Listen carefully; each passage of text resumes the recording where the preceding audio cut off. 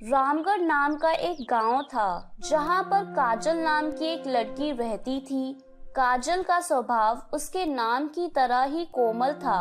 वो हर जरूरतमंद की मदद करती और हर किसी से प्यार से बात करती थी। काजल की माँ उसके बचपन में ही गुजर गई थी, जिसके बाद काजल के पिताजी ने दूसरी शादी की। काजल की सौतेली माँ सरोज बहुत कठोर दिल थी। वो काजल को हरदम मारती और डांटती रहती थी और उससे घर का सारा काम करवाती, लेकिन अपनी बेटी प्रीति को बिल्कुल राजकुमारी की तरह रखती। काजल के पिता कमाने के लिए शहर गए थे, इसलिए सरोज और प्रीति दोनों काजल पर हुक्म चलाती रहती थी।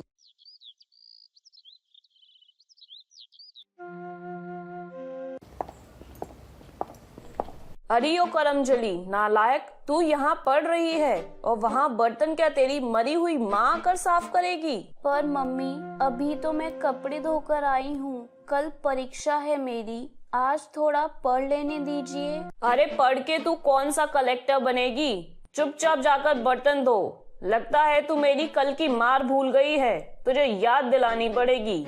ठीक है मम्मी, मैं जा रही हूँ। काजल अपनी माँ के डर से पढ़ाई छोड़कर बर्तन धोने चली जाती है। ऐसे ही वक्त बीत रहा था।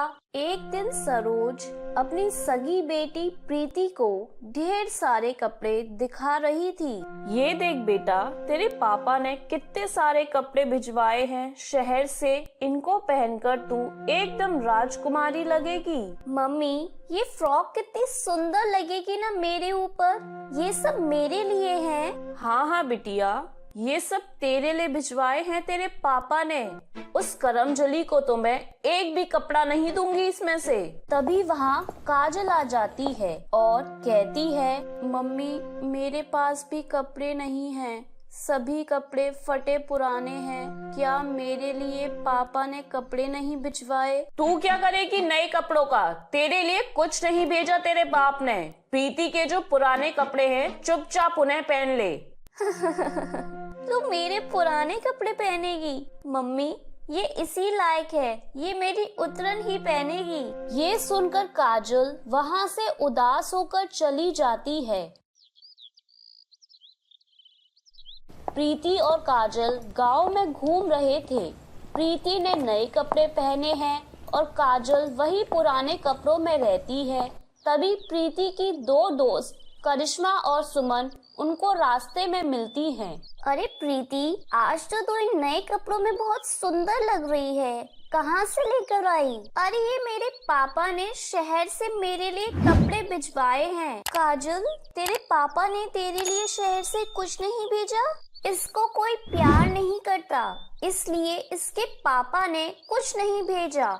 और वैसे भी ये मैले कुचैले पुराने कपड़े पहनकर ही घूमती रहती है, इसलिए तो कोई इससे बात भी नहीं करता। आज मेरा जन्मदिन है तो हमने घर पर पार्टी रखी है। प्रीति, तुझे भी आना है और काजल तू भी आ जाना। अरे तू इसे क्यों बुला रही है? ये ऐसे ही फटे पुराने कपड़ों में आ जाएगी, इसके पास तो कपड़े भी नहीं है। अरे मैं तो इसे इसलिए बुला रही हूँ कि आखिर में कोई बर्तन धोने और सफाई के लिए भी तो चाहिए ना। ये बोलकर सारी लड़कियां काजल पर हंसने लगती हैं। काजल को ये बात बहुत बुरी लगती है। काजल उदास मन से अपने घर की तरफ जा रही होती है। तभी वह देखती है एक जादूगर उसी रास्ते से गुजर रहा होता है। उस जादूगर के हाथ में एक पिंजरा था जिसमें एक सुंदर सी चिड़िया कैद होती है और वो चिड़िया पिंजरे में बहुत उदास बैठी होती है। उस चिड़िया को देखकर काजल को बहुत बुरा लगता है। अरे ये चिड़िया कितनी उदास लग रही है, जरूर इस जादूगर ने इसे कैद में रखा है, इसलिए ये इतनी उदास है। मुझे इसकी मदद करनी चाहिए। फिर काजल उस जादूगर के पीछे चलने लगती है ताकि जादूगर का एक बार भी पिंजरे से ध्यान हटे और वो चिड़िया को आजाद कर दे। तभी थोड़ी देर बाद चलते चलते जादूगर थक जाता है और वो पानी पीने के लिए एक जगह रुकता है। वो चिड़िया कि पिंजरे को नीचे रख देता है। वहीं पास में बैठकर पानी पीने लगता है। ये मौका देखकर काजल फट से जाकर उस चिड़िए के पिंजरे को उठाकर वहां से भाग जाती है। जादूगर भी काजल को पिंजरा लेते भागते हुए देख लेता है और वो काजल के पीछे पीछे भागने लगता है। अरे ओ लड़की, मेरा पिंजरा वापस कर दे, कहाँ भाग रही है? ओए ओए रुक जा लड़की। पर काजल उसकी एक नहीं सुनती और वहां से भाग निकलती है और एक सुरक्षित जगह पर पहुंच जाती है। जब वह देखती है कि अब जादूगर उसके पीछे नहीं है, तब वह पिंजरा खोल देती है और चिड़िया को आजाद कर देती है। चिड़िया पिंजरे से आजाद होकर एक बहुत ही खूबसूरत परी में बदल जाती है और उस परी को देखकर काजल डर जाती है। काजल को डरा हुआ देखकर परी बोलती है, अरे बेटा डरो मत, मैं तुमको नुकसान नहीं पहुंचाऊंगी। तुम कौन हो? मैं एक परी हूँ। मुझे उस जादूगर ने जादू से एक चिड़िया बना दिया और इस पिंजरे में कैद कर दिया था, लेकिन तुमने मुझे आकर उस जादूगर की कैद से छुड़ा लिया। तभी वहाँ जादूगर पहुँच जाता है। अरे ओ लड़की, तेरी हिम्मत कैसे हुई इस पिंजरे को लेकर भागने की? चल मेरा पिंजरा वापस कर। नहीं नहीं, ये पिंजरा इसे मत देना, वरना ये मुझे फिर से कैद कर लेगा। ए लड़की, तू मानेगी मेरी बात या नहीं? तू जानती नहीं है मैं कितना खतरनाक हूँ। चुपचाप इस पिंजरे को मेरे हवाले कर दे, वरना तुझे मैं अपने जादू से पत्थर का बना दूंगा। अरे जाओ, तुम खतरनाक कम नौटंकी वाले ज्यादा लग रहे हो। नौटंकी? तू जानती नहीं है अभी मेरी शक्तियों को। मैं एक पल में पत्थर को पानी और पानी को पत्थर कर सकता हूँ। अच्छा, तो जरा ये सामने रखे पत्थर को शीशा बनाकर दिखाओ, तब मैं मानूंगी तुमको। फिर जादूगर अपनी जादू की छड़ी घुमाता है और सामने रखे पत्थर को एक पल में वो शीशा बना देता है। देखा लड़की, अब और कोई सबूत चाहिए तुझे? चल अब फटाफट मेरा पिंजरा मुझे वापस कर। नहीं नहीं, अभी नहीं। ऐसा जादू तो हर कोई छोटा मोटा जादूगर कर लेता है।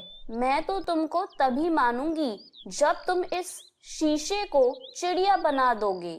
जादूगर अपने सामने रखे शीशे की तरफ छड़ी घुमाता है और उस शीशे पर जादूगर का ही चेहरा आ रहा था और छड़ी घुमाते ही वो जादू उस शीशे से रिफ्लेक्ट होकर जादूगर पर पड़ता है, जिससे वो जादूगर खुद एक चिड़िया बन जाता है।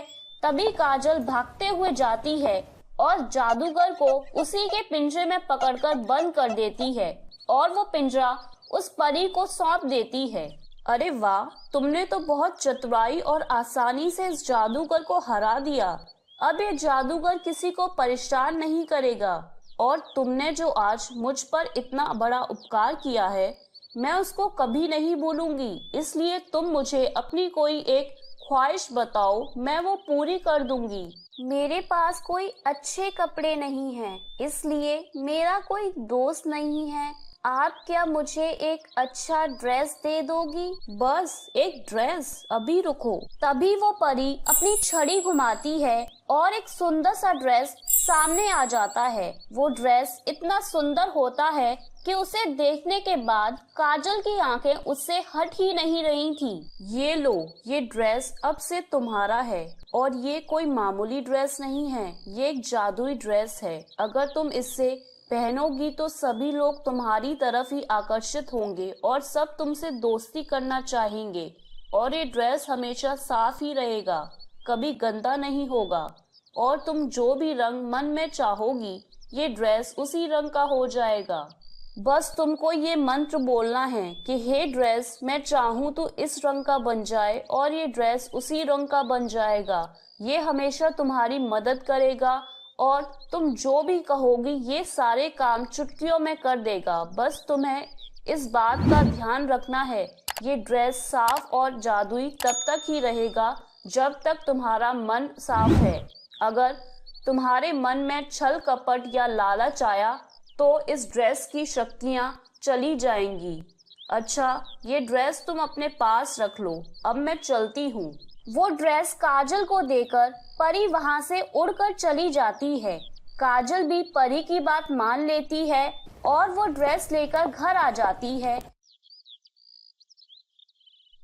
काजल उस ड्रेस को हाथ में लिए निहार रही होती है और मन में सोचती है, क्या वो परी जो बोल रही थी वो सच है? क्या ये सच में कोई जादुई ड्रेस है? एक बार इसे पहन कर देखती हूँ। फिर काजल वो ड्रेस पहनने चली जाती है और फिर थोड़ी देर बाद वो ड्रेस पहनकर कमरे में आती है और शीशे के आगे खड़ी हो जाती है और वो अपने आप को शीशे में देखकर दंग रह जाती है। काजल वो ड्रेस पहनने के बाद एक परी की तरह लग रही थी। ऐसा लग रहा था कि उससे ज्यादा सुंदर इस दुनिया में और कोई नहीं है। सच में उस ड्रेस में ऐसा जादू था जो आम लड़की को परी बना दे रहा था।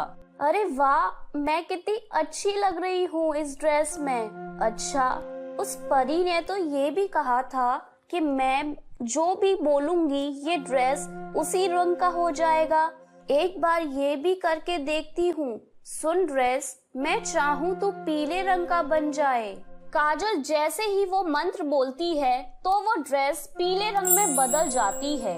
ये देखकर काजल अचंभित हो जाती है। फिर वो खुशी से झूमने लगती है। उस दिन काजल वो ड्रेस पहनकर सुमन के जन्मदिन में जाती है। काजल में एक आत्मविश्वास आ गया था। उसे पता था कि आज वो उस ड्रेस में सबसे सुंदर लग रही थी। तभी वहाँ सारी लड़कियाँ काजल को देखकर चौंक जाती हैं। उनकी नजरें काजल से हट नहीं रही थी। प्रीति को छोड़कर वो सारी लड़कियां काजल के पास आ जाती हैं। अरे काजल, आज तो तू बहुत सुंदर लग रही है। हाँ काजल, आज तो तू इस ड्रेस में किसी परी से कम नहीं लग रही। तू आज हमारे साथ आकर बैठ जा। पर ये सब काजल की सौतेली बहन प्रीति को बर्दाश्त नहीं होता। प्रीति से ज्यादा लोग काजल की तारीफ कर रहे हैं और उससे बातें कर रहे हैं। धीरे धीरे उस जादुई ड्रेस की वजह से काजल का सारा काम आसान हो जाता है और उसकी सौतेली माँ उसे जो भी काम देती है वो सारे काम अपने जादुई ड्रेस के जादू से चुटकियों में कर देती है। अब काजल हर रोज ड्रेस पहनकर अपने सहेलियों से मिला करती। हर रोज वो ड्रेस का रंग बदलती और पहनती। इस तरह काजल अपनी जिंदगी आराम और सुकून से बिताने लगी। उस जादुई ड्रेस ने काजल की जिंदगी बदल दी। इस कहानी से हमें यह सीख मिलती है कि अगर आप बहादुर है, मेहनती है और आपका दिल साफ है तो भगवान भी आपकी मदद करेगा। तो मेरे प्यारे दोस्तों, कैसी लगी आपको मेरी ये कहानी? मुझे कमेंट करके जरूर बताएं और इसे अपने दोस्तों के साथ शेयर करें। और हाँ दोस्तों, अगर आपने अब तक मेरे चैनल को सब्सक्राइब नहीं किया है तो जल्दी से नीचे वाला काला बटन दबाकर सब्सक्राइब कर लें। तो मिलती हूँ मैं आप सभी से फिर एक नई कहानी के साथ। तब तक के लिए आप अपना ध्यान रखें। बाय बाय दोस्तों।